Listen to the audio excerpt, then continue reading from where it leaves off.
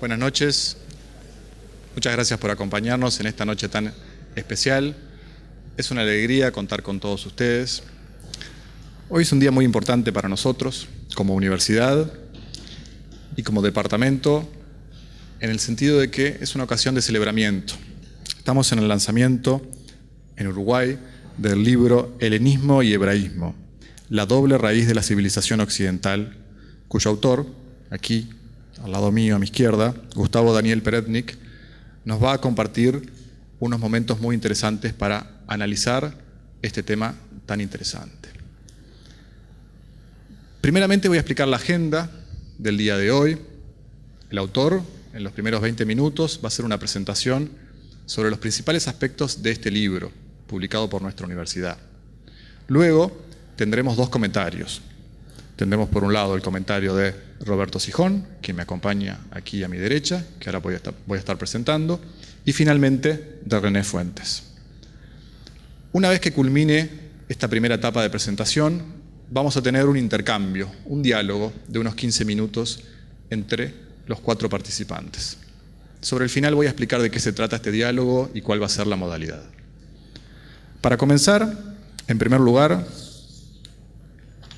voy a presentar al autor, a Gustavo Perednik.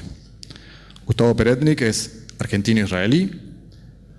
Hago una aclaración antes que aplica para todos los casos. Los currículums son una versión resumida.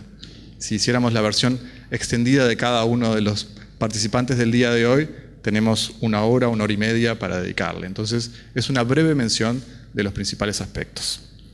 Gustavo Perednik, como decía antes, es argentino-israelí. Tiene un máster en educación de la Universidad Hebrea de Jerusalén.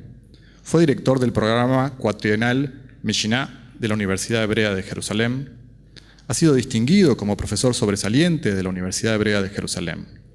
Y tiene un doctorado en educación por nuestra Universidad Hort Uruguay. Como señalaba antes, en segundo lugar, quien va a hacer los comentarios, el primer caso es Roberto Sijón. Roberto es uruguayo. Es ingeniero eléctrico del Instituto Tecnológico Technion de Israel y empresario en seguridad electrónica. Tiene una maestría en Historia Política de la Facultad de Ciencias Sociales y un doctorando en Historia de la Facultad de Humanidades y Ciencias de la Educación de UDELAR. Fue presidente del Consejo Central de Educación Judía, de la Organización Sionista y Comité Central Israelita del Uruguay. Es escritor de cuentos breves, novelas, ensayos y notas periodísticas. Es profesor invitado de la Cátedra Permanente de Judaísmo de la UCEDAL y del Departamento de Estudios Judaicos de la Universidad Hort Uruguay.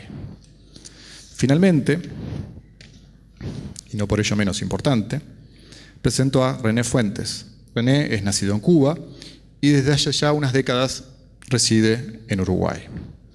Es poeta, narrador y dramaturgo. Ha publicado 18 libros de su autoría en varios países. Sus obras literarias han recibido muchos premios nacionales e internacionales en Cuba, Uruguay, España y Estados Unidos. Desde el año 1998 es profesor de redacción en la Universidad Hort Uruguay y fue premio a la excelencia docente en la Facultad de Comunicación y Diseño del año 2002. Además, puntualmente en este libro, ha estado a cargo de la revisión del libro del día de hoy, por lo que me atrevería a decir que conoce tan bien el libro como su autor. Y por lo tanto va a ser muy interesante y rico el intercambio que tendremos sobre el final. Previo a comenzar, queremos hacer una mención especial a la obra del artista, la hermosa obra del artista que acompaña la portada del libro. La obra pertenece al artista argentino-israelí Liliana Livne, que es autora de la obra y que forma parte de la serie Cariátides. Es una hermosa versión que incluso forma parte del acervo de nuestra universidad y está disponible para verla en la sede de Hort Centro. Comenzamos entonces con Gustavo. Bienvenido. Adelante, por favor.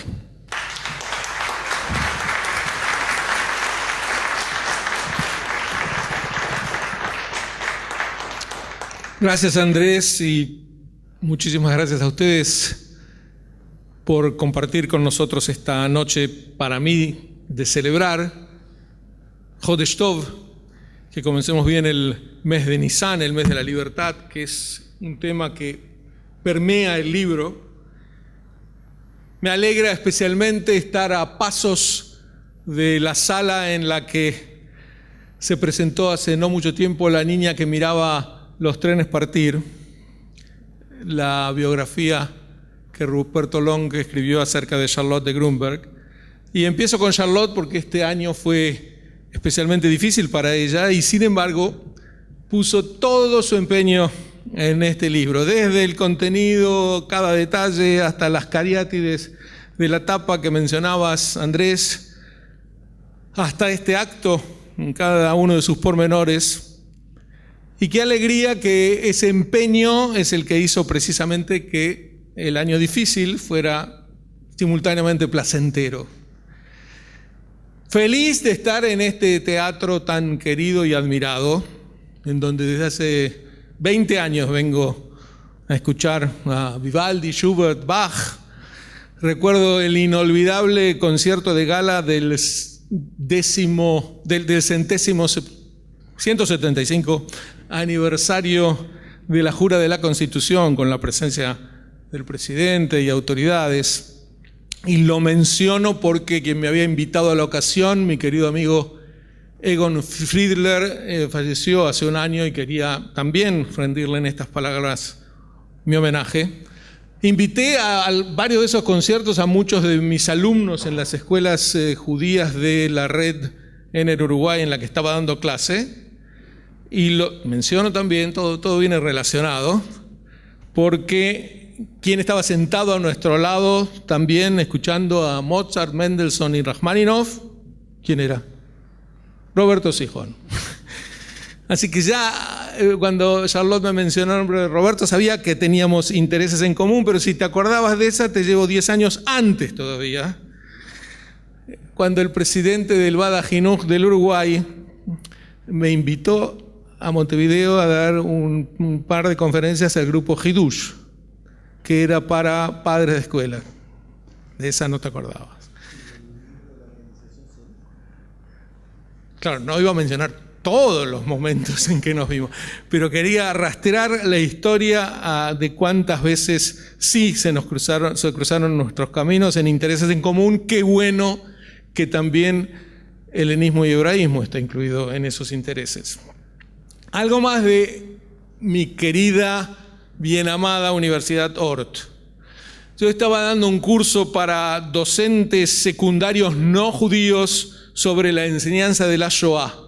Estoy hablando de hace 12 años más o menos.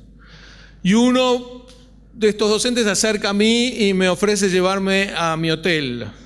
Y ahí conocí la fascinante biografía de René Fuentes, el escritor que me honra hoy con su exposición. Me contó esa noche sus peripecias de traidor y después conocí a su esposa Silvia. Dije traidor, no se escandalicen. Viene entre comillas, pero esa fue su vivencia más importante. A su esposa Silvia la conocí después también en la universidad. René en esa época no era tan famoso como hoy en día, pero esta apasionante biografía que carga en sus hombros resalta aún más sus grandes logros literarios y me honra, René, que haya sido el revisor del libro y haya aportado tanto en esa revisión. Me alegra que juntos, el Solís, Roberto, René, la Universidad Ort, veo a tantos docentes, decanos, autoridades de Ort que no mencionaré a ninguno, salvo al rector Jorge Grünberg, cuyo apoyo fue siempre vital en los logros que pude haber tenido a lo largo de mi presencia en Ort ya casi 2 décadas. Y que este libro, decía, Helenismo y Hebraísmo, venga a compensar un descuido, o si quiero ser un poco más preciso, 2 descuidos. El primero es que hay valores más deseables y que aunque sus contornos no son perfectamente nítidos, es más moral respetar a las mujeres que golpearlas, defender la propiedad que robar. Es más justo sostener la libertad de opinión que torturar a disidentes. Estos valores y otros similares son categóricamente mejores. Y a muchos les llamará la atención que siquiera haga falta explicitar todo esto. Pero en general tiende a minimizarse los logros de Occidente. Y este es el descuido. Uno de los llamados nuevos filósofos franceses, hace unos años escribió La tyrannie de la pénitence, traducido como La tiranía de la culpa, que lleva por elocuente subtítulo Essai sur le masochisme occidental, un ensayo sobre el masoquismo occidental. Y habla allí de las personas que son reacias a elogiar a Occidente por temor de que vayan a tildarlas de racistas. Lo planteo en el primer capítulo del libro y creo que la verdad debe ser dicha sin reservas. Hace 4 siglos, digamos hacia el 1500, bullían en la cúspide de los logros la tecnología china, las matemáticas de la India, la astronomía árabe, logros que se habían instalado en Oriente a lo largo de varios siglos. Y se produjo una metamorfosis encandiladora. Imaginemos una pista de atletismo, vemos a los corredores cercanos unos a otros, igualmente veloces durante el trayecto, y repentinamente uno de ellos se adelanta supersónico e imparable para romper la cinta y contemplar detrás de sí a los rezagados. Eso le ocurrió a Occidente. Los ideales de la Ilustración, las revoluciones democráticas, la revolución industrial de alrededor de 1770, empujaron a Inglaterra, a parte de Europa, a Japón, a los Estados Unidos, a distanciarse plenamente del mundo de modo concluyente en sus logros. Y por lo tanto, en el escenario de las civilizaciones diversas hay una patentemente más exitosa, una en cuyo abrigo la mayor parte de la gente desea morar, porque depara el mayor bienestar, el respeto por los derechos humanos, una sola, la judeocristiana u occidental, que dio origen a las ciencias naturales y sus aplicaciones tecnológicas, al progreso económico, a la aceptación de la diversidad. Estos son hechos, no es una mera opinión. Esta es la realidad que uno no puede soslayar, aun si corre el riesgo de que venga algún apresurado a llamarlo racista. Por supuesto que Occidente no es un concepto ni racial, ni geográfico, ni fatal. Por supuesto que no es perfecto, pero sus creaciones positivas superan con creces sus defectos. Como se ha dicho, ha dado a luz a monstruos, pero también a teorías que permiten entender esos monstruos y destruirlos. Ninguna vana incriminación debería hacernos minimizar los logros de la civilización occidental que ha alcanzado durante estos siglos, con altibajos, sí, con altibajos, pero de forma sostenida. Hasta aquí el primer descuido que el libro intenta compensar. La gran pregunta, claro, es ¿y qué produjo esta reversión? Esta pregunta es conocida en términos bibliográficos como racela, o si se le explica, o si se la aplica específicamente al caso chino, se la denomina también la pregunta de Needham. Así lo planteo en mi libro Chinos y Judíos, también publicado por la Universidad Hort Uruguay. ¿Acaso lo que garantizó el éxito de Occidente fue un cúmulo de causas geográficas, o fue el imperialismo, o tal vez se debió a la buena suerte? Hay quienes priorizan en la explicación los factores climáticos, como el geógrafo Jared Diamond, que escribió vastamente sobre el tema, muy interesante. Otros revisan causas culturales, el más conocido de ellos, Max Weber. Todo está planteado en el libro. Mi libro adhiere a reconocer las causas en ciertos valores culturales y morales. Occidente se impuso porque es el resultado de la combinación de Atenas y Jerusalén. De la primera heredó la observación racional, la deducción lógica.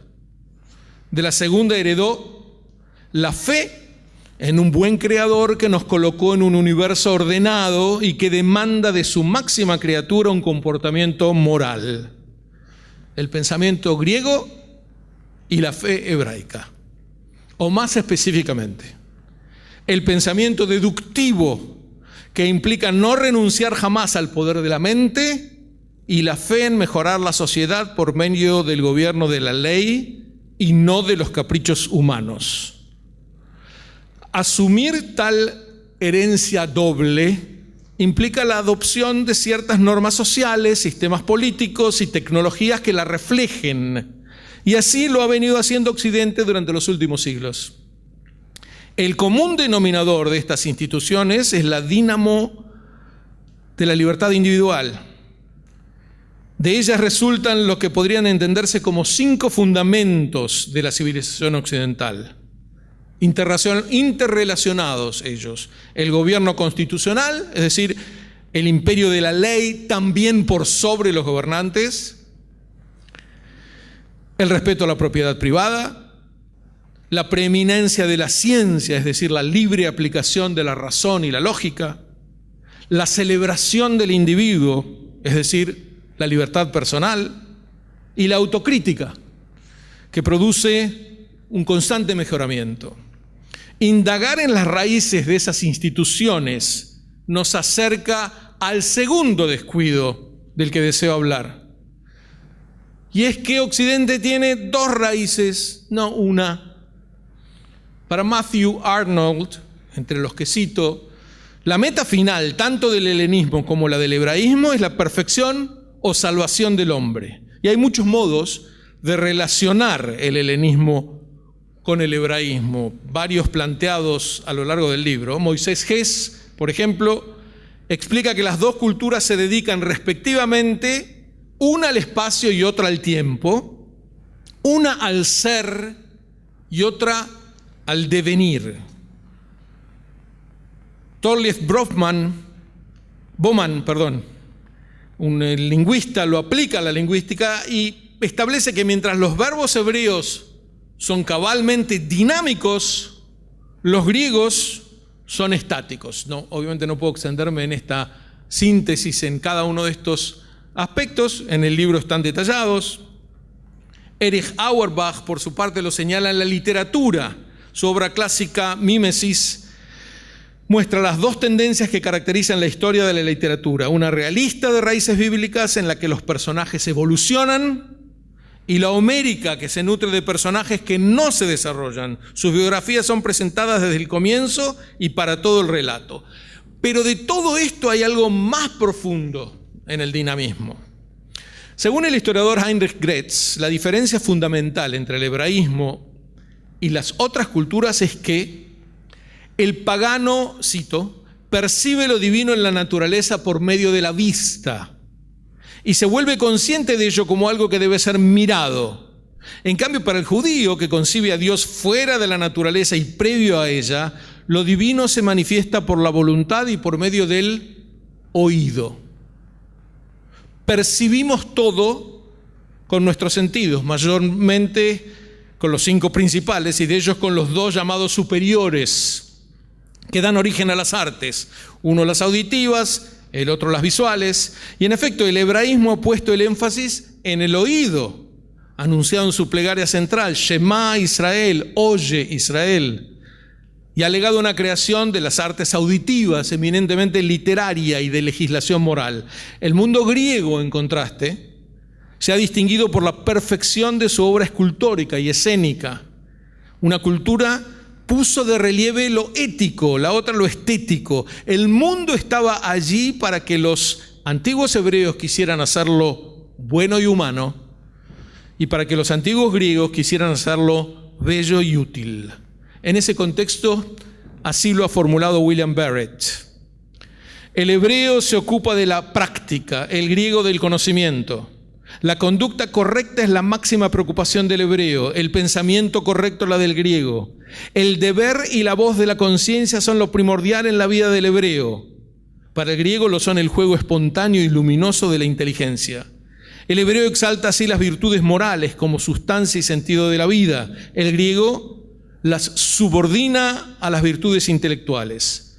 El romántico John Keats, en su Oda sobre una urna griega, uno de los poemas más famosos de la historia, así concluye: Beauty is truth, truth beauty, that is all you know on earth, and all you need to know.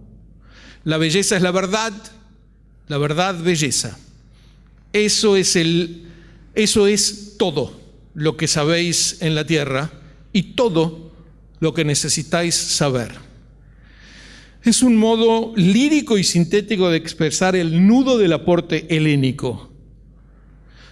Lo traigo en el libro con el relato del ateniense Friné, no muy conocido. Alrededor del año 350 antes de la era común, Friné fue sometida a un juicio ante el consejo de la Areópago bajo el cargo de impiedad.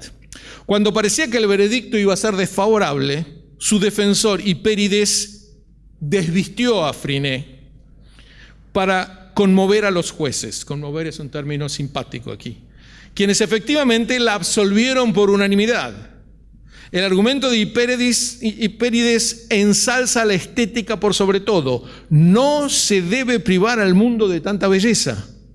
El valor griego de la kalokagatía insinúa que lo bello es íntegramente bueno, no puede albergar maldad lo que es enteramente placentero a los ojos. Esta santificación de la belleza tiene en el hebraísmo su postura antagónica en Hadrat HaKodesh, la belleza de la santidad. La primera provee del lente para ver las cosas como son.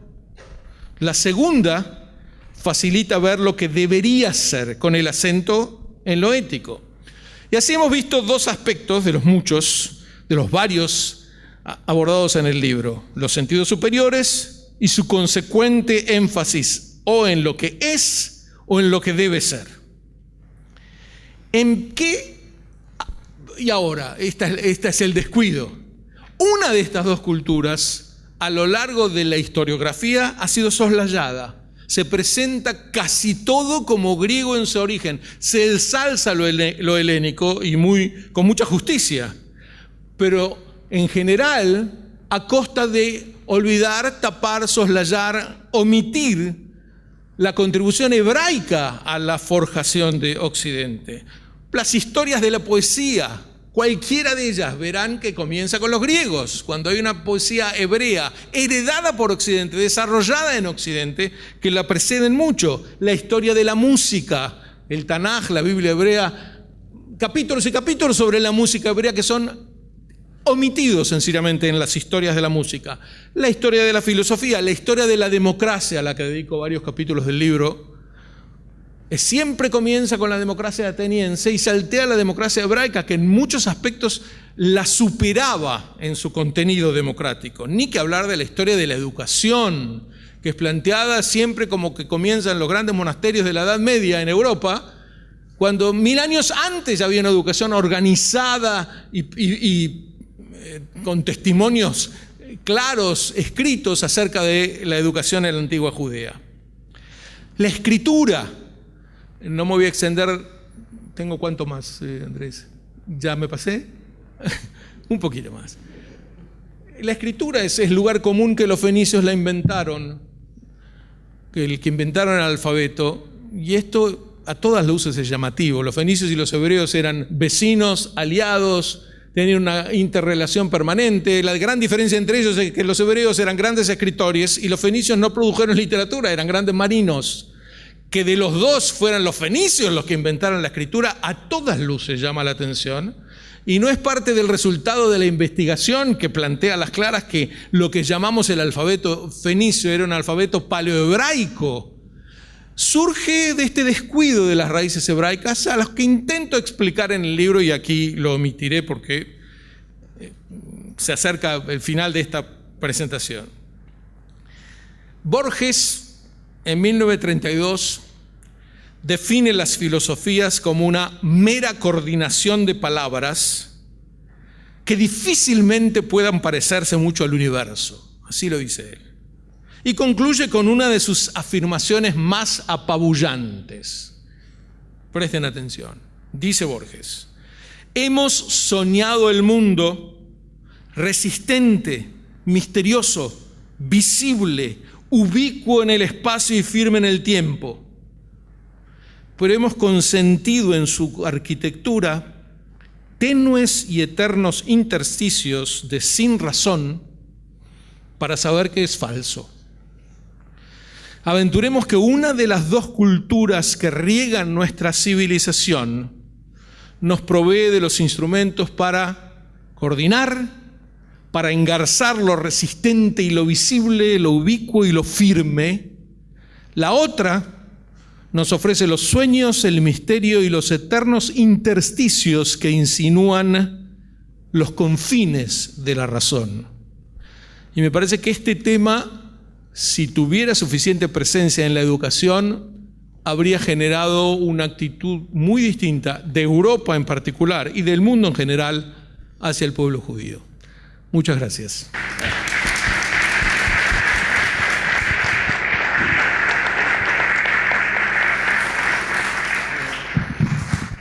Muchas gracias, Gustavo.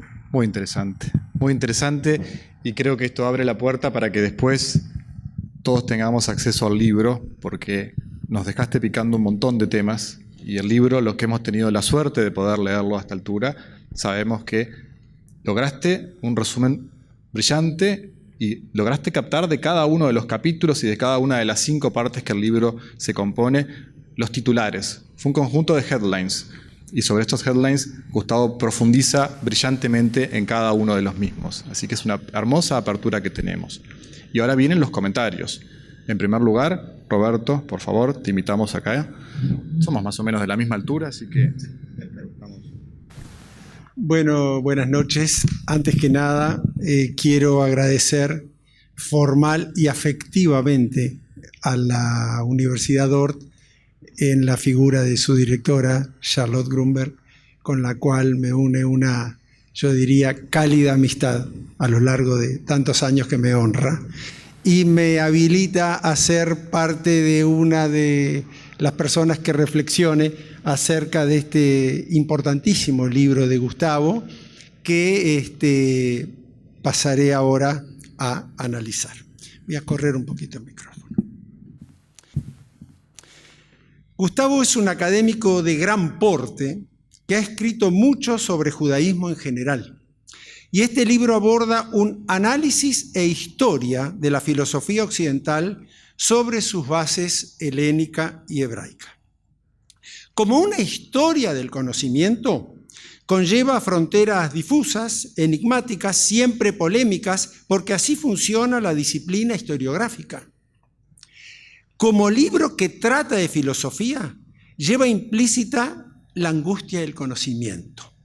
Inserta en la esencia de la filosofía, disfrutar del camino interminable por la búsqueda de respuestas siempre resignificadas. Voy a citar a Pascal, el placer del proceso de ir en búsqueda de un saber inalcanzable. Su nuevo libro esclarece, enseña y a su vez plantea temas complejos que generan dudas y diferentes interpretaciones en un verdadero tour de force intelectual, como hemos visto cuando lo escuchamos recién, para el lector, lo cual constituye per se un enorme mérito del trabajo. Su planteo en la página 10 es esencial. ¿Quiénes somos y cuál es nuestra identidad cultural? Y agrega con dolor, pero con una fuerte convicción militante y erudita, cómo la contribución hebraica a la civilización ha sido soslayada durante varios siglos. Ello genera una pregunta concomitante, me la genera a mí. ¿Cómo y o por qué? La primera parte del libro se encarga de definir lo que será su hipótesis varias veces reafirmada. La civilización occidental es fruto del helenismo y el hebraísmo. Gustavo se encarga de anticipar quiénes estarán de acuerdo y precisa quiénes no lo estarán. Los cataloga y ubica según características específicas. Ese es el autor en su plenitud intelectual y confrontativa. Perednik domina con solvencia tanto la oralidad como la escritura. Al leerlo se le puede imaginar exponiendo en un panel lo que plasma en el papel. Plantea un ejercicio lúdico de la palabra ruido, que en lo personal es bidireccional. Comparto con Gustavo lo que le hace ruido y a su vez su estrategia metodológica me inspira un ruido absolutamente respetuoso, también a mí. Reafirmo que ese es un mérito de su ensayo. Aleccionar al lector con una hipótesis presentada con la fuerza de un postulado casi axiomático y generar dudas de pensamiento crítico a quien las recibe, aprendiendo a cada página con su argumentación. Realza la trascendencia de la escritura, con lo cual coincido plenamente. Cita en la página 16: la escritura permitió que las civilizaciones tempranas preservaran el conocimiento y lo expandieran. Giovanni Sartori, un cientista político italiano muy famoso, en su libro Homo Videns del año 2015, identifica al Homo sapiens como el Homo Gutenberg y a las generaciones a partir de la televisión como Homo Videns, con las carencias que implica creer, interpretar el mundo a través de una imagen fugaz o un relato liviano, muchas veces manipulado o hueco de contenido. Y me detengo en una frase posterior de Gustavo, cito: otra dicotomía reconoce el proceso civilizador en la ciencia por un lado y la religión o la moralidad por el otro. La moral identifica la civilización de acuerdo con el desarrollo de los ideales que la orientan. Y refiere con cierta reverencia al historiador Arnold Toynbee.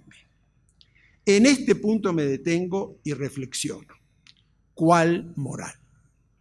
Maquiavelo sostiene que la moral es la del más fuerte, el vencedor. Rousseau dice que todos nacemos iguales. Por lo tanto, una prudente moral se basa en el sentido común de lo que está bien y lo que está mal, que habilite a construir un contrato social y convivir. De lo contrario, nos estaríamos matando. Huntington, que lo cita Gustavo, en su libro El choque de civilizaciones, se pregunta: ¿qué pasa con la civilización judía? Y le cede la respuesta justamente a Toynbee, que le contesta sobre su duda, y cito: es una civilización atrofiada, desarrollada a partir de la civilización siríaca anterior, históricamente emparentados con el cristianismo y el islamismo.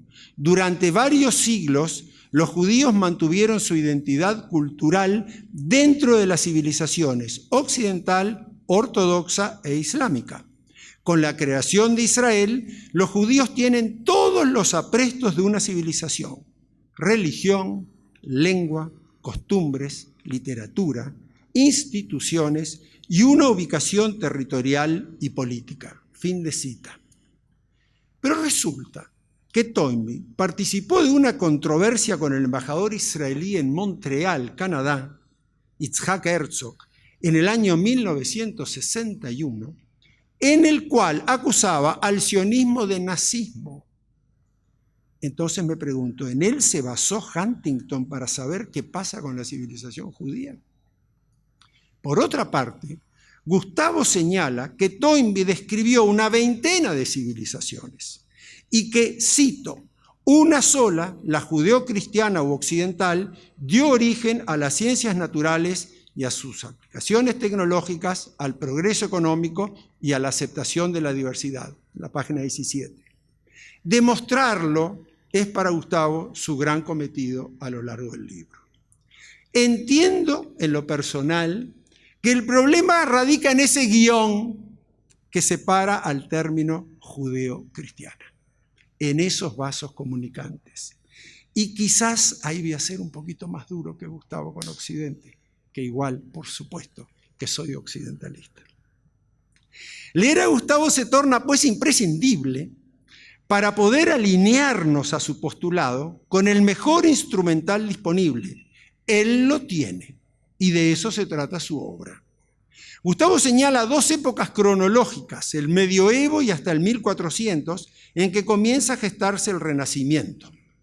Detalla y explica el pensamiento filosófico griego primigenio de la razón y la belleza, y el hebreo cimentado en el Tanaj y el Talmud, como lo espiritual y su categorización del deber ser o razón de ser del ser humano. Podría parecer en primera instancia un tanto ambicioso, pero nobleza obliga. Perednik domina las profundidades del Tanaj y el Talmud, y es muy importante para judíos y no judíos aprender de sus argumentaciones. Gustavo no solo explica con razonamientos y argumentos fundados, Perednik cree profundamente en dichos preceptos, lo cual es totalmente loable, pues también despierta nuestro orgullo sobre ambas fuentes, aún sin ser tan especialistas como él.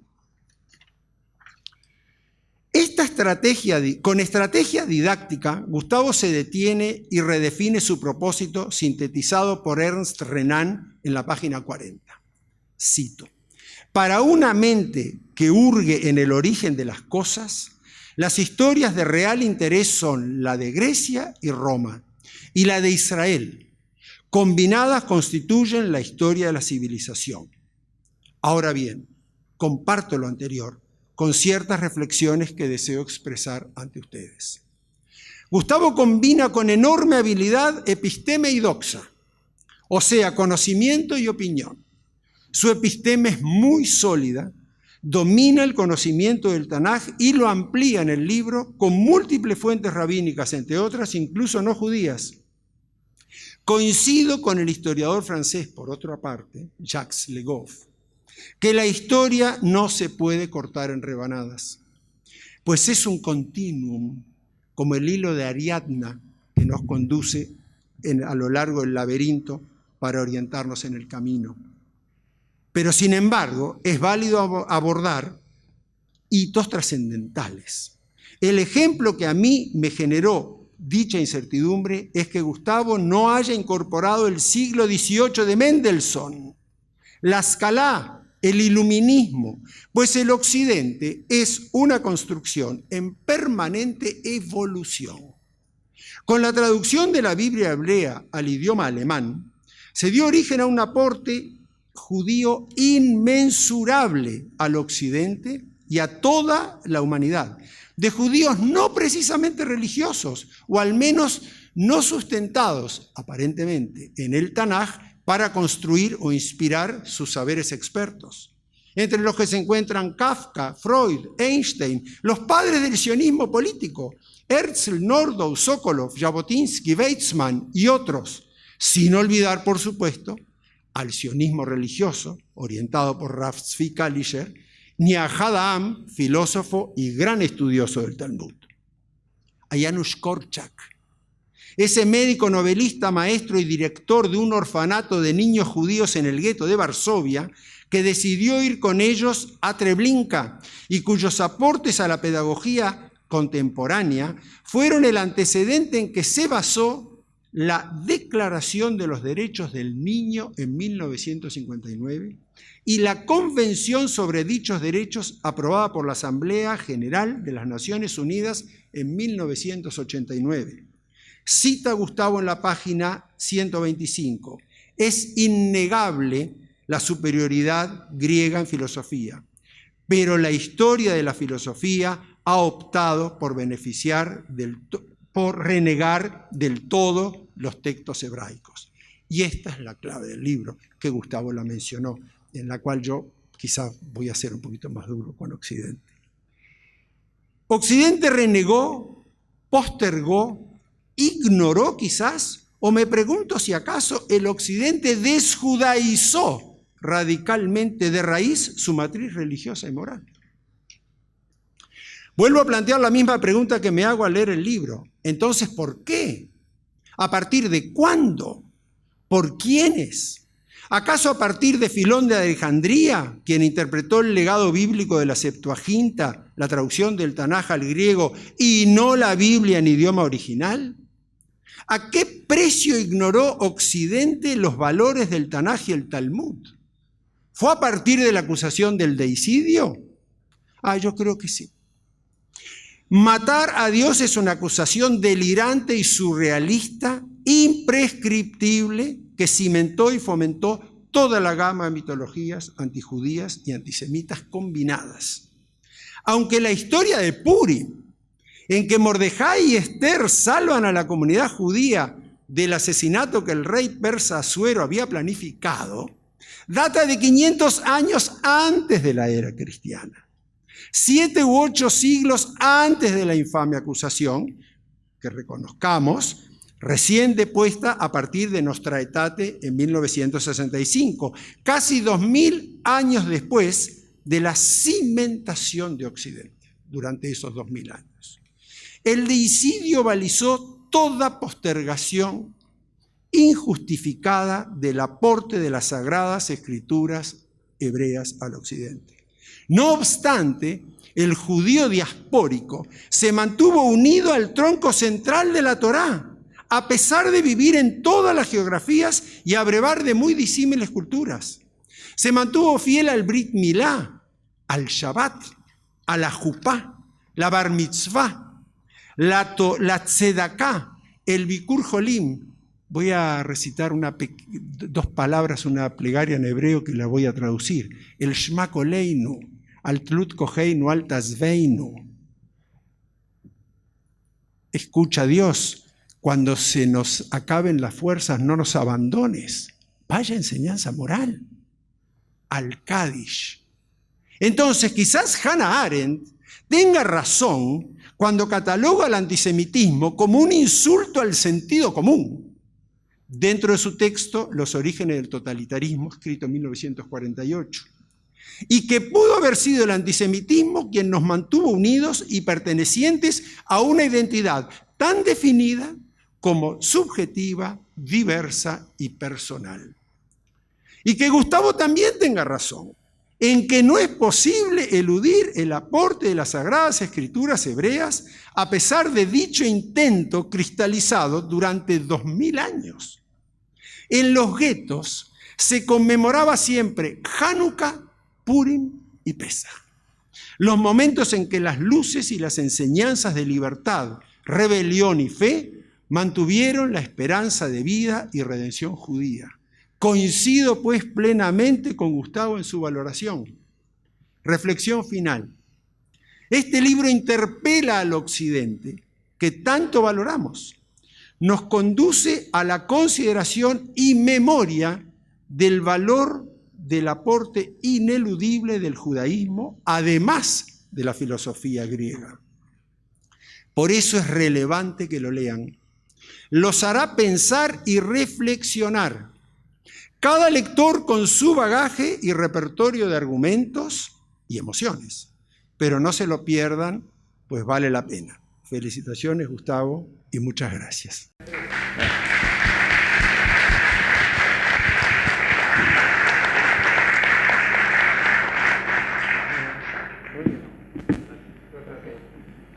Muy bien, muchas gracias, Roberto. No era fácil, ¿eh? No era fácil ser el primero. Tampoco la tiene fácil René. Como hablamos en la previa, cuando preparamos este evento, éramos conscientes de que el libro de Gustavo era tan potente que iba a dar para realmente una fuerza de ideas que vamos a ir consolidando en los próximos minutos. René, por favor, con tus comentarios.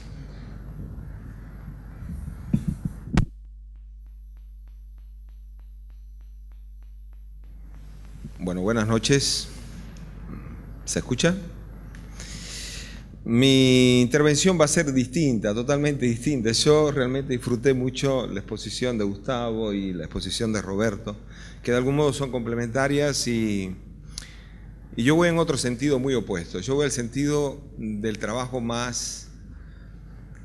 parto de algo preliminar. El mundo de los libros, el mundo de creer en el valor de los libros, el mundo de construir cultura en base a los libros y las tradiciones de los libros. Evidentemente, cuando se habla del judaísmo, bueno, la cultura, la cuna de los libros, el mundo de los libros, ¿no? La cultura que lleva los libros, si es un libro, acá ha quedado como ampliamente ejemplificado, no demostrado, la demostración no es lo importante, sencillamente que mi trabajo, mi ocupación, mi fascinación en estas circunstancias es hacer un breve recorrido por la forma del libro que armó Gustavo y la maravilla que fue las tensiones, los encuentros, los desencuentros, los mensajes a cualquier hora, ver cada detalle, una coma y tal autor. Entonces, lo primero antes de leer, decir que Gustavo es un gran apasionado y que es tanto en la versión oral de lo que expresó como la versión escrita, ¿sí? Entonces, mi trabajo mayormente consistió en darle una forma mucho más amigable con el lector de todo el proceso de composición de Gustavo, porque Gustavo es un autor que escribe en vínculo con un campo bibliográfico enorme, pero también con sus propios libros. Entonces, la ubicación de las notas al pie, la visibilización de títulos, de las separaciones y reconfiguraciones de los capítulos, aquello, cuando llegó el archivo, era una enorme fuerza, pero de una ponencia donde todo estaba comprimido como libro, pero necesitaba una expansión, un acomodo, una disposición gráfica, tipográfica, y bueno, por ahí trabajamos. Ese fue mi objetivo. Pero también un gran placer, porque de otro modo, como refería a Gustavo, en algún momento, hace muchos años, fue profesor mío de un curso de Shoah, y de algún modo me encontraba con la capacidad oratoria y la didáctica de él. Entonces él armó un libro que en definitiva lo que traté también fue que se vieran los capítulos, porque él, diferente ahí de lo que comentaba Roberto, yo creo que nos deja a nosotros el debate, la gran reflexión. Pone sobre todo en el capítulo 5, que para mí es el último, pero es el énfasis de lo que está allí. Pone toda una carga en la diferenciación, donde el lector, si ha seguido los capítulos anteriores, ya el debate está en curso, ya esa dimensión ético-moral del lector ya está activada a discutir la sensación de ese estado reflexivo a que Gustavo lleva a partir de los capítulos anteriores. O sea, yo creo que más que no dar una crítica tajante hacia Occidente, ya por lo infiere de una manera donde uno que va leyendo los capítulos desde los primeros fundacionales, las separaciones de las culturas y demás, a lo que queda finalmente, el lector tiene allí la palabra para llevar adelante ese juicio, ese debate interno, ¿sí? Entonces, voy a leer las palabras que escribí, más desde el lugar de revisor del libro, en los aspectos técnicos, y desde el lector, desde un lector más, y siempre desde la fascinación del acto de escribir. Yo agradezco en estas circunstancias a la Universidad ORT, al decano, ¿dónde está Eduardo? ¿Sí? Que me dijo: René, mira, toma esto para que trabajes en este libro. Le dije: Eduardo, salgo de viaje en este momento, y lo empecé a leer en un viaje, justamente estaba con mi esposa y mis hijos viajando, y lo empecé a leer y fue un doble viaje, porque fue el primer acercamiento del libro.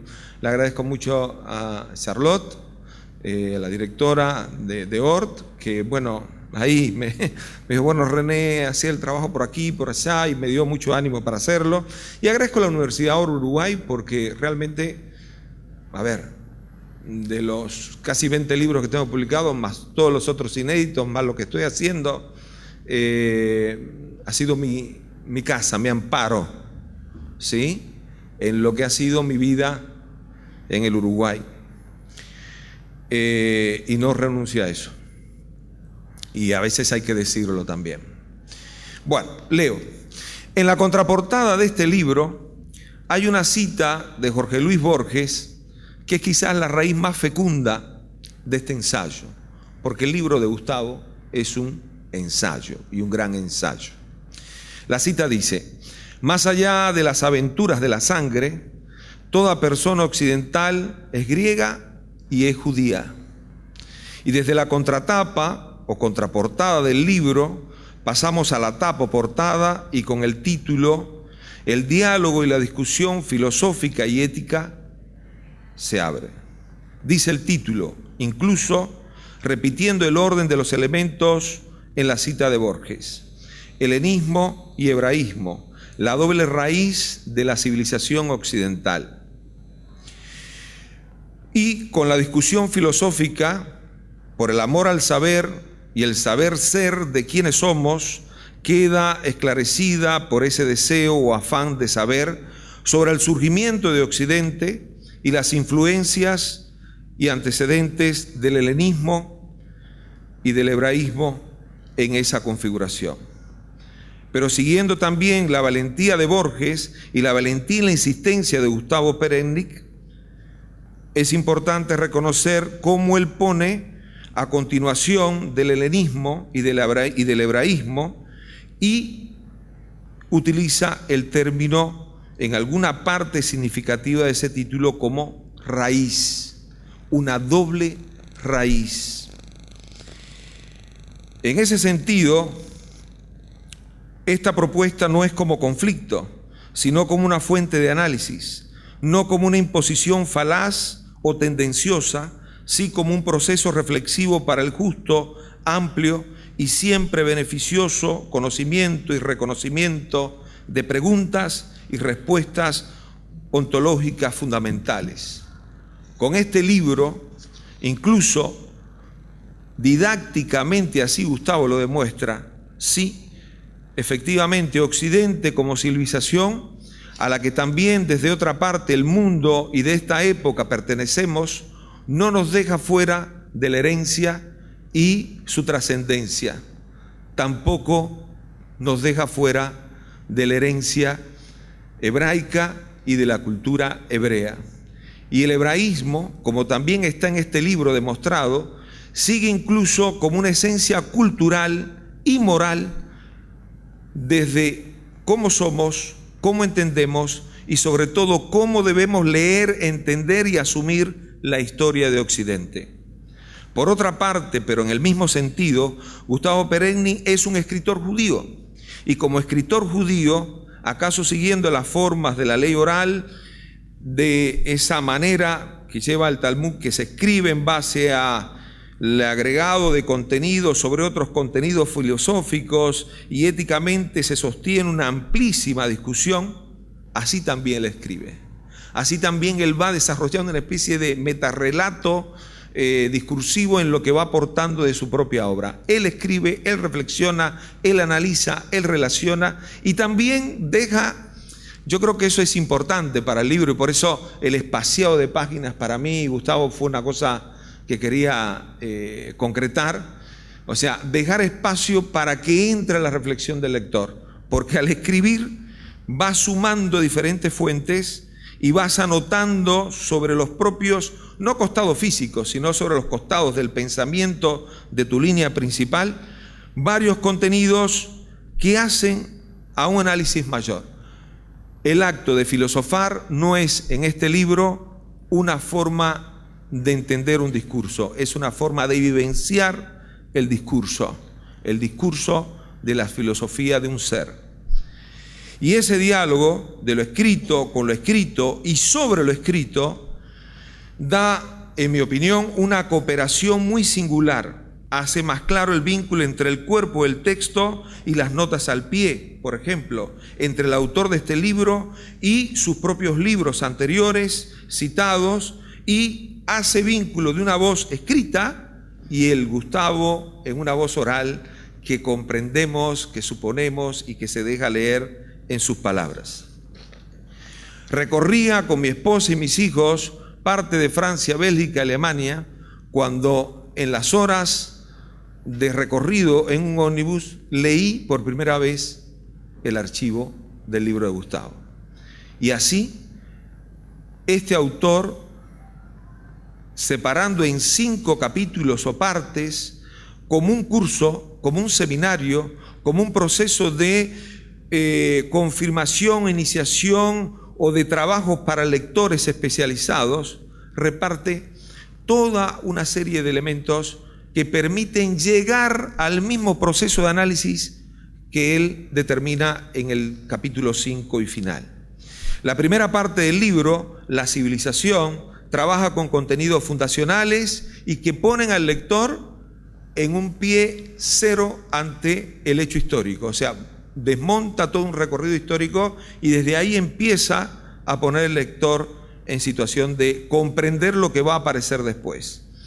En un segundo capítulo, Grecia e Israel, Gustavo va a una definición de las dos culturas, hace un recorrido enorme y ya monta la historia en el recorrido de esas dos culturas y cómo van a incidir en los capítulos posteriores. En la tercera parte, el pensamiento, parte que disfruté muchísimo, por ejemplo, algunos acápites como la moral hebrea y el realismo versus idealismo, para mí fueron de los más disfrutables, ¿sí? Ya está en curso el proceso de análisis. Ya está en curso el proceso de análisis argumentativo de lo que luego en el capítulo 4 y mayormente en el capítulo 5, la diferenciación, ¿sí?, sustenta, analiza y lleva a la crisis de lo que refería Roberto. Bueno, ¿qué es Occidente? Pero ¿qué ha querido dejarse ver en Occidente de sí mismo y qué han querido ver los otros en Occidente, omitiendo o sacando toda la herencia hebraica? Como se puede quizás apreciar en mis comentarios anteriores, este libro no se reduce a iluminar a los lectores, sino que tiene como propósito principal ilustrar desde la comprensión y la argumentación, antecedentes históricos y zonas actuales de discusión. Y la metáfora borgiana de las aventuras de la sangre como juego del azar o algo sujeto a la casualidad, aquí cambia por la causalidad. De eso se trata el análisis de Gustavo, de encontrar elementos causales, ¿sí?, a ese arraigo, a esa tradición del hebraísmo en Occidente. Por otra parte, como define Gustavo esa doble raíz, aquí elimina esa causalidad y propone, con otro nivel a mi juicio de valentía y criterio, el valor de la ética, que está ampliamente desarrollado en el libro, ampliamente. De hecho, voy a hacer una parte, hay 2 acápites en capítulos distintos sobre la moral judía, pero el libro, la raíz mayormente de donde él lleva, tiene que ver con el análisis de la ética en el judaísmo. Ahí está el centro de ese criterio. Sí, Occidente también es esa doble raíz, pasada y presente, enterrada y floreciente, con afinidades y xenofobias y teofobias, y tiene en la cultura hebrea y en el judaísmo una raíz, suelo, madera y flores, y también sombras que otros reconocen y otros apartan de Occidente. Al final del viaje, y ya trabajando con Gustavo en el libro, pensé en varias razones por las que los demás deberían de leer este libro. Y pensé en mis hijos, ¿sí?, orientales, naturales, no como yo, bien. Y volví a las preguntas que están en esa página 10, que son fundacionales en el libro. Repito, cito: ¿quiénes somos y cuál es nuestra identidad cultural? Esas preguntas a lo largo de este libro, como también otras que Gustavo va fundamentando en cada uno de los capítulos de manera introductoria, hacen otra mirada de Occidente, ¿sí?, siguiendo un principio que Gustavo refería. Occidente no es una región Occidente no es un lugar, Occidente no es una geografía, Occidente es un lugar en la condición humana y en la razón ética de lo que somos. Y así, pensando en otra dimensión de este libro, dice Gustavo en otra parte, página 101 del libro, que para mí es el centro, el núcleo de la situación, dice: la misión de Israel fue ética, la de Grecia filosófica, y la del lector, en esa doble raíz aquí construida, es pensar y hacer desde la razón, pero también desde la moral y el deber ético. Muchas gracias.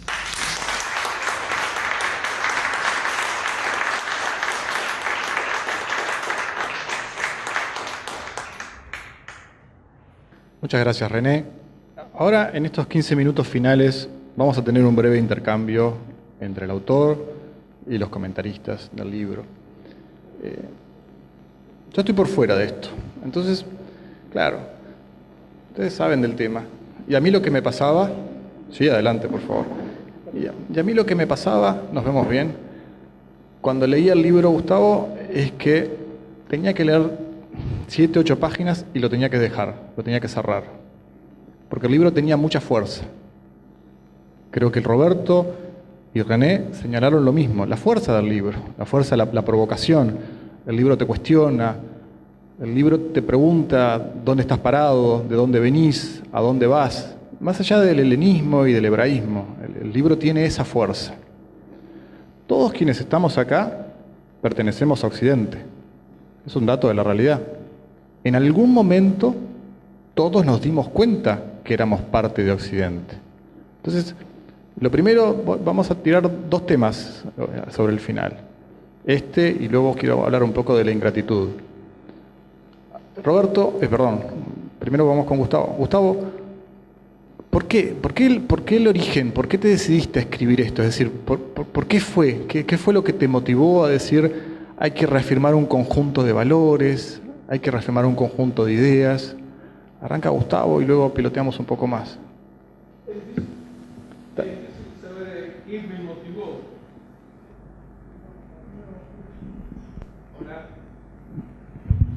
Hola.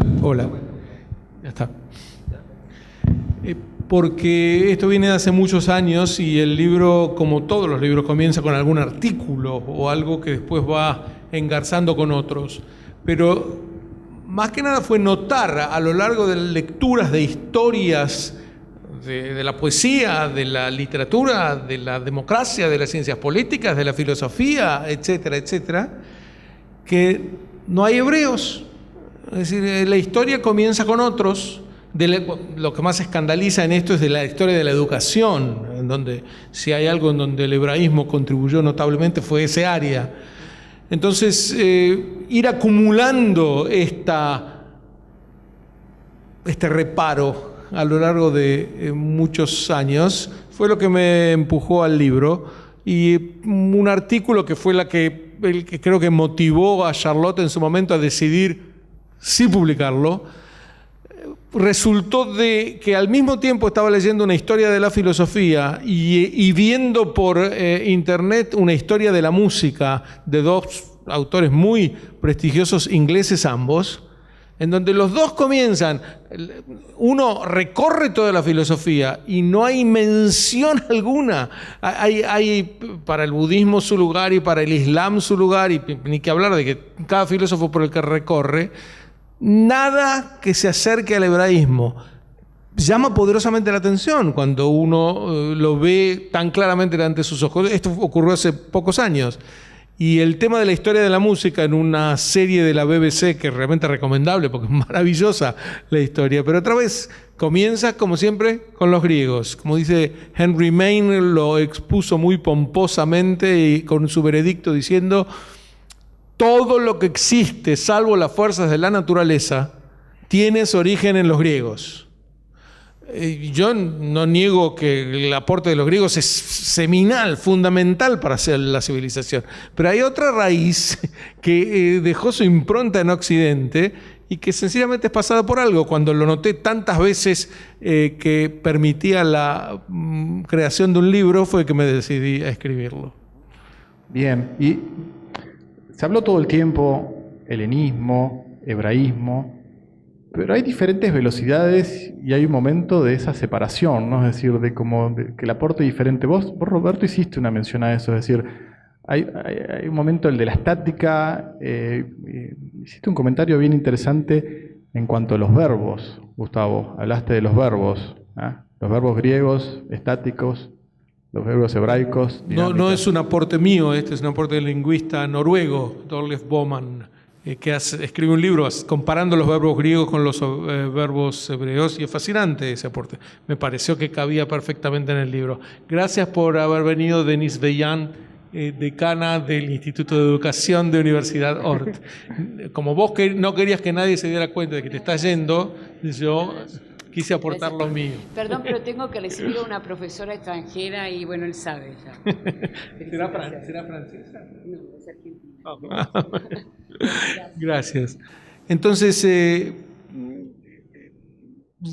estamos en los verbos. lo de los verbos. Es realmente fascinante. Me pareció que cabía hablar de su aspecto literario, este dinamismo frente estaticidad, y se da en varias facetas, en lo filosófico, lo lingüístico, lo literario, y así las menciono. Bien. Y vos, Roberto, ¿cómo sentiste? Porque vos hablaste de una visión un poco más judía, podríamos decir, más fuerte, es más notorio, y por eso creo que estuvo muy bien hecho por parte de la directora la selección de los dos comentaristas en este balance. ¿Cómo sentís este diálogo entre los dos, esto que menciona Gustavo? Mirá, para mí fue un ejercicio intelectual, como cité, tipo tour de force. Era un libro que yo empecé a leer cuando Charlotte me manda, hay que decir manuscrito, porque la verdad que es un librillo de Word, pero no sé cómo se dice eso en español, entonces lo sigo llamando manuscrito, y lo empiezo a leer, un ensayo, como bien cita René, que me apasiona, no lo puedo soltar. O sea, a cada paso que estaba leyendo, me posicionaba realmente en una postura talmúdica con Gustavo. Realmente. Es decir, analizar en qué estoy de acuerdo, qué estoy aprendiendo. Y por otro lado, en qué perspectiva diferente podría verlo, coincidiendo además en esto que Gustavo acaba de decir, en que todo debate intelectual de cualquier tema parece que se resume cuando se enuncia, ya lo dijeron los griegos. Es que, ¿qué se quiere hablar? Del amor, lee el banquete de Platón. Entonces 7 personas ilustres y maravilloso, un librito de, no sé, 50 páginas, hace un análisis del amor. Pero, ¿y dónde está el amor a Ruth la Moabita, por ejemplo? ¿Dónde están otras instancias de Occidente que elude el justicia perseguirás del profeta Isaías? Yo no soy un hombre religioso, pero sin Torá no hay judaísmo. Entonces, el punto de unión con el libro de Gustavo era justamente, yo creo, un apasionamiento tan judaico como universal. Porque ser parte de Occidente nos infiere una universalización. En tanto, el solo hecho de que el Occidente sea, con falencias, realmente, el adalid del sostenimiento de los derechos humanos, que aparte hoy día, por suerte, son transnacionales. Los derechos humanos eran nacionales en los comienzos del Occidente. Hoy un inmigrante, un migrante desplazado, no importa las consecuencias que fuese, no pierde sus derechos humanos cuando atraviesa una frontera. Entonces, eso nos universaliza. Pero por otro lado, vivimos orgullosamente un judaísmo que nos identifica, pero nos identifica realmente en una multiplicidad de aspectos diversos, combinados y disidentes, que de alguna manera también entiendo, y con esto termino la respuesta, que es un valor particular en estos momentos de la globalización, donde mantener la identidad es una lucha contracorriente, porque la globalización pretende homogeneizarnos. Y cuando Sartre escribe en La cuestión judía que todos somos iguales y todos debemos ser iguales a los efectos de que no haya antisemitismo, podemos tener los mismos derechos, no tenemos que ser iguales. Entonces, esos sentimientos permearon, de alguna manera, todo el recorrido, el devenir del libro con Gustavo, que lo traté de sintetizar, sí, en una crítica al Occidente que me es muy dolorosa. Bien. Bueno, entonces lo critiqué con un poquito más de fuerza. Perfecto, perfecto, y es válido. Y al mismo tiempo, a vos, René, te debe haber pasado algo muy interesante, estando en un ómnibus, recorriendo justamente Europa, pasando por lugares donde mirabas por la ventana y lo que Gustavo había escrito era parte de esa fuerza, ¿no? Es decir, ¿cómo lo sentiste? Sí, yo me sonreí hace un rato porque pensaba en algo que dije en la reunión que tuvimos cuando estábamos preparando la presentación. A ver, yo trabajé muchos años también en el periodismo cultural, reseñé, escribí críticas, en fin, 20 años estuve en ese mundo también. Y pensaba ahora, no en voz alta, y me reía, si tuviera que titular un artículo sobre el libro de Gustavo, diría Gustavo Peregni, escritor talmúdico, porque en definitiva su manera de escribir, y de hecho hay varios acápites en el libro, ¿sí?, donde él dedica a la ley oral y a la ley escrita, ¿sí?, y al tratamiento de los libros. Pero lo curioso, lo fascinante para mí, desde la lectura y del trabajo de edición, era ver cómo él abordaba varios planos lingüísticos y conceptuales, ¿sí?, dentro de un mismo libro también.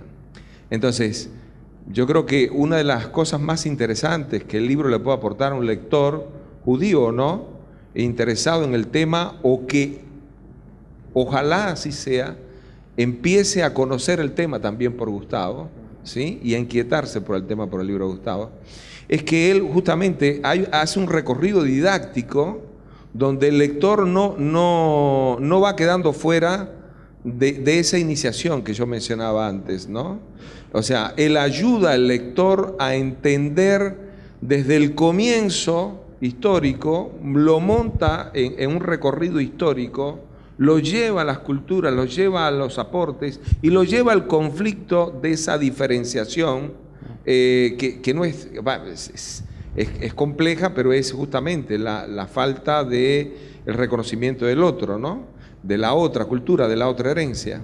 Pero yo creo que lo más importante para los lectores que ahora va a tener el libro es que sepan que se van a encontrar con un libro que realmente acompaña al lector. Es un buen curso, está armado también como un buen curso. Es un ensayo que tiene también esa posibilidad. El ensayo es un género para la reflexión independiente, ¿verdad? Y esa es la grandeza de la libertad de pensamiento que da un ensayo. Pero Gustavo lo potencia con esa estructura capitular y los acápites de cada capítulo, que son cortos, que son llevaderos, y que bueno, cada uno tiene allí una lectura abierta, que es también... Exacto, porque además el libro te permite entrar en distintos niveles, te permite entrar en un nivel básico de conocimiento, en un nivel intermedio de conocimiento o en un nivel avanzado de conocimiento, y en cualquiera de los tres niveles el libro aporta. Que es muy difícil eso, porque una cosa es el libro para los entendidos, otra cosa es el libro para el que no conoce absolutamente nada del tema o para el que tiene algún concepto, y sin embargo el libro te permite entrar y avanzar, dar la sensación de que uno, va pasando como a diferentes niveles a medida que va pasando a lo largo. Y lo bueno de las citas, perdón, está muy alto esto, y lo bueno de las citas y de las notas al pie, hay una anécdota muy chiquitita que quisiera referir, que Gustavo tiene tan interiorizado, tan en conocimiento de las citas, que a veces le decía, Gustavo, esto vamos a ponerlo como cita, porque tú lo das como cita, pero ya lo enunciás de una manera que él realmente, ¿ves? Esa es la pasión del que escribe. Entonces, el libro eso ayuda mucho al lector. O sea, tiene varias capas o niveles donde uno lee el nivel de enunciación de Gustavo, las citaciones, las notas al pie, las bibliografías o referencias. Entonces, el libro, bueno, acompaña a cualquier lector, avesado o no en el tema. Exactamente. ¿Bien? Y para terminar, Gustavo, la parte final, ¿qué es la ingratitud? ¿Por qué el origen de la ingratitud? Si te refieres a la ingratitud en el libro, diría que la gran ingratitud de Occidente para con sus raíces hebreas se refleja en todo lo que yo dije, digamos, en el muestrario de áreas en donde esas raíces son soslayadas. A mí me parece que Roberto lo empuja demasiado de ese tema cuando lo vinculás a la judeofobia o antisemitismo. Sabrán que no es un tema que me es ajeno, pero yo lo separaría totalmente. Es decir, uno podría perfectamente pensar en esto, para darles el ejemplo que acabo de mencionar. Este gran músico o musicólogo y este gran filósofo o historiador de la filosofía que escribieron una historia de la filosofía y de la música salteando enteramente a los judíos, no creo que hayan sido motivados por ningún tipo de odio contra los judíos, ni mucho menos. Es parte de este soslayar que es la ingratitud sobre la que me preguntabas, de Occidente para con los judíos. No porque sientan un encono en particular contra los judíos, simplemente porque no los tienen, así como René decía, vos lo tenés tan metido esto que no te das cuenta de que el otro necesita que se lo explicites. Ese es el mismo caso. Tienen este olvido tan incorporado que en ningún momento se les ocurrió revisar también las fuentes hebraicas al respecto.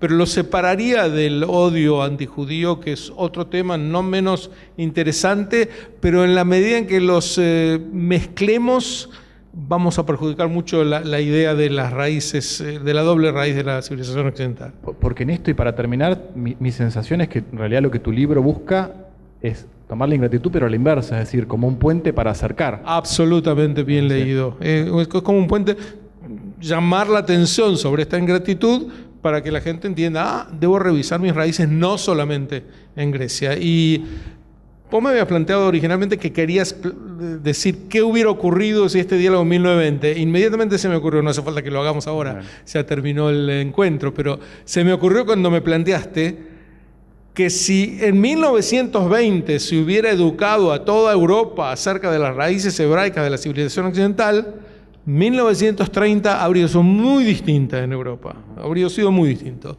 Y el hecho de que esta conciencia de que las raíces hebraicas no son parte de Europa como se veía hace un siglo, y en buena medida se sigue viendo hasta hoy, fue lo que lleva, digamos, ulteriormente a la hostilidad de la que hablaba Roberto.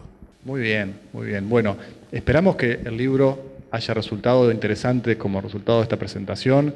Comentarles que vamos a tener a la venta el ejemplar a la salida. Es un libro realmente que vale la pena y que, como dijimos antes, es para todos los niveles. Es un libro que se puede leer amenamente. Nivel básico, intermedio, avanzado, siempre aporta. Agradecer especialmente Roberto, René y por supuesto Gustavo y a todos ustedes por habernos acompañado en el día de hoy. Y bueno, cerramos con un aplauso final.